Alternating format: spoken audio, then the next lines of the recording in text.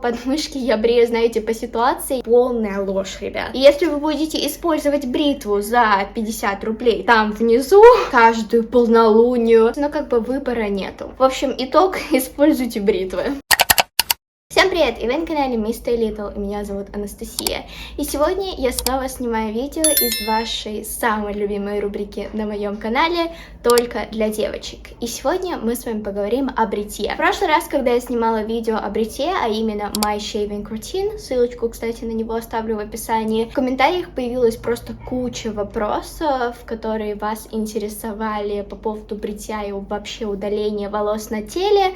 И я подумала снять вот такой вот отдельное видео, поотвечать на ваши вопросы, поговорить о мифах, которые есть связанные с бритьем. Ну и в принципе как бы поделиться с вами полезной информацией, которую вы должны знать, когда начинаете бриться. Ну в общем, очень надеюсь, что вам понравится это видео, то, что оно будет вам полезно. И давайте уже поскорее начинать с этим видео.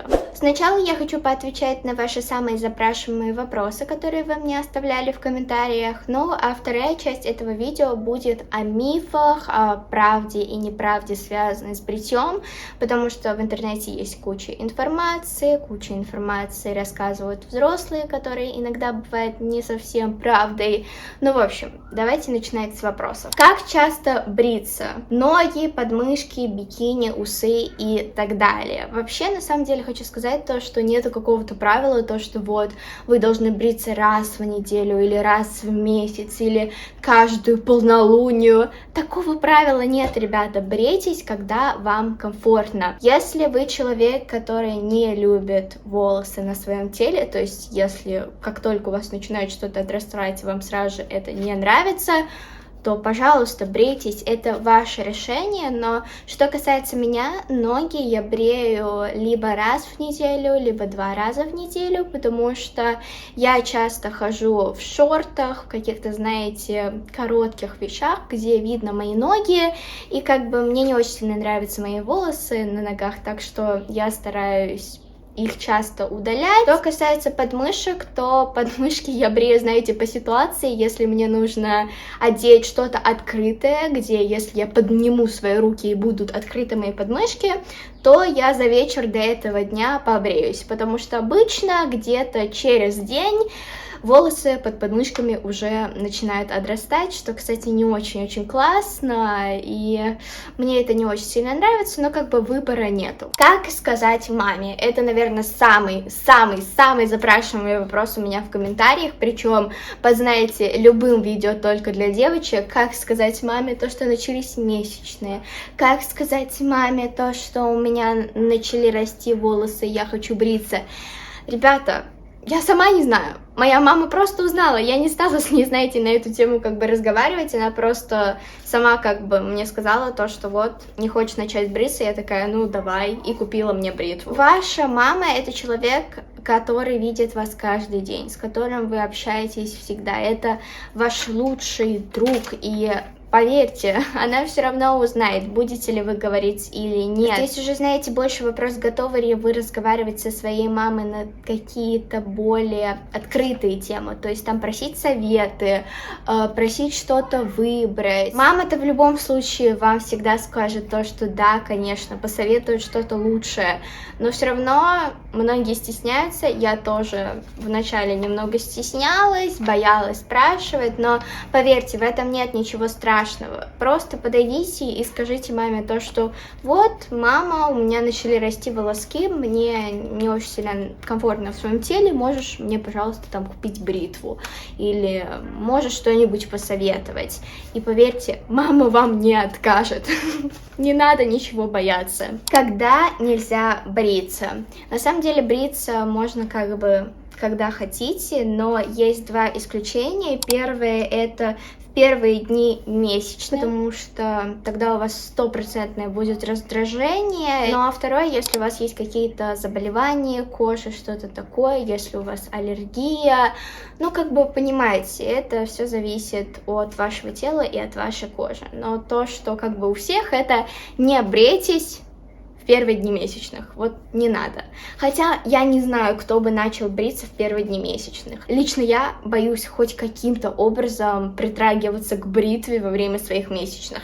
Я даже ноги не брею во время месячных, как вы понимаете. Просто я боюсь это делать. Какой самый лучший способ удаления волос? Ну, на самом деле, здесь также все зависит от человека. Смотрите, у всех способов есть свои плюсы и минусы. Давайте поговорим, во-первых, о двух самых лучших. Два самых лучших — это бритье и шугаринг, лично по моему мнению. У всех как бы разное мнение, но бритье и шугаринг. Бритье быстро, легко, не больно. Ну, если вы, конечно же, там, знаете, себя резать не будете, ну, понимаете, все аккуратно будете делать, то это быстро, не больно. Минус есть в том, что волосы быстро отрастают, но как бы вы взяли, просто один раз провели бритвой и удалили волосы. Что касается шугаринга, то здесь плюс в том, что на 2 недели волосы не отрастают, они у вас полностью как бы выдернутые по корень. Но минус в том, что как бы это выдергивается, использует сахар, соответственно, это больно. Если вы боитесь боли, если вы не хотите чего-то больного, то бритва, конечно же, самый лучший вариант. Что касается других способов, знаете, крема, воск, просто депиляция, у всех у этих также есть способов минусы, но они примерно одинаковые, как и с шугарингом, например, с воском. Тоже очень больно, плюс там волос просто ломают, то есть не выдергивают его по корень, а просто ломают, так же, как и в бритье, только это в 100 раз больнее. Депиляция тоже больно и быстро начинает отрастать. Но что касается кремов, здесь очень сложно найти, знаете, какой-то хороший крем, плюс хорошие крема стоят очень-очень дорого, и они быстро заканчиваются. В общем, итог: используйте бритвы. Ну и следующий вопрос: какими бритвами лучше пользоваться? У меня здесь есть 3 примера, которые мы нашли у нас дома. Лично я пользуюсь вот этой вот Gillette Venus, женская версия, она вот так вот выглядит. Здесь получается 3 лезвия, и она очень-очень классная, она многоразовая, я могу ей пользоваться месяц, 2, 3, и с ней просто все шикарно. Также она хорошо бреет. Я ни разу не порезалась с этой бритвой, потому что она очень-очень классная и, в принципе, как бы классно работает. Что касается вот таких вот бритв, вот это вот на первый взгляд может показаться обычной, примерно такой же, как и это, но на самом деле она ничем не отличается от вот таких вот одноразовых бритв. Да, здесь также 3 лезвия, как и на этой, но работает она просто ужасно, также больно, очень легко можно с ней порезаться. Что касается одноразовых бритв, то тут вообще нечего говорить, они ужасно работают на один раз, и, ну, как бы бриться с ними не очень классно.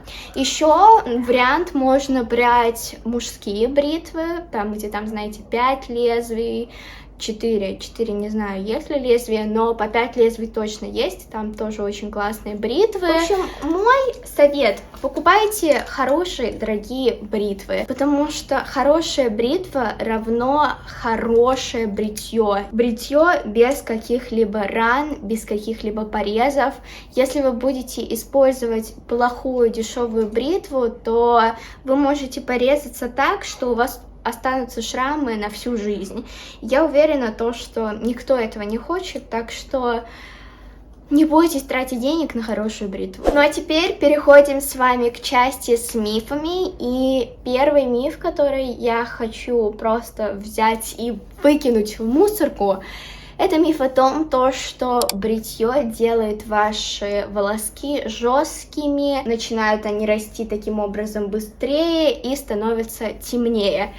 Это неправда, это полная ложь, ребята. Причем неважно, где вы бреетесь: на ногах, на руках, в подмышках, в зоне бикини, везде волосы остаются такими же. Да, сразу же после того, как вы побрились, через несколько дней вам будет казаться то, что волос поменялся, то, что он стал темнее и так далее, но со временем они становятся такими же, они никак не меняются, это просто вам так кажется, потому что рост волоска немного меняется, а так все остается так же, ребята. Так что если вам кто-то из взрослых говорил, если вы где-то прочитали в интернете то, что бритье меняет рост волос, они становятся темнее, это неправда, ребята, не верьте этому. Следующий миф: из-за бритья стирается мой загар. Честно, я в первый раз услышала об этом мифе, но мама мне сказала о нем поговорить, так что вот. Загар — это то, что находится у вас глубоко в коже, глубже, чем там, где у вас волосы. И просто когда вы бреетесь, бритва не достает до того слоя кожи, где у вас, как бы, знаете, загар. Да и плюс ваша кожа после бритья становится более красивой, она сияет и подчеркивает ваш загар. Так что, наоборот, в бритье есть плюсы. Следующий миф: чем больше лезвий у бритвы, тем больше порезов. Это вообще, мне кажется, самый глупый миф, потому что, наоборот, чем больше лезвий, тем лучше вы будете бриться. Влияет на это хорошая или плохая у вас бритва и каким образом вы ею бреетесь. Если вы будете бриться вот так вот, то, конечно, в любом случае у вас будут какие-то порезы. И если вы будете использовать бритву за 50 рублей, то, конечно же, у вас тоже будут порезы, потому что она некачественно сделана. Покупайте качественные бритвы, и неважно, сколько там лезвий, если бритва качественная, от хорошего бренда, она стоит своих денег, и от нее вы не порежетесь. Ну и последнее, о чем я хочу поговорить, это каким же все-таки лучше способом избавляться от волос в зоне бикини, потому что я уверена, это интересует многих девочек. На самом деле, буду говорить с вами честно, лично я полностью свою зону бикини никогда не брила. То есть, знаете, прям полностью я еще не готова это делать, и я, честно, не хочу это даже пробовать, потому что после того, как вы побреете полностью, знаете, там внизу, то, скорее всего, у вас будет очень-очень сильное раздражение и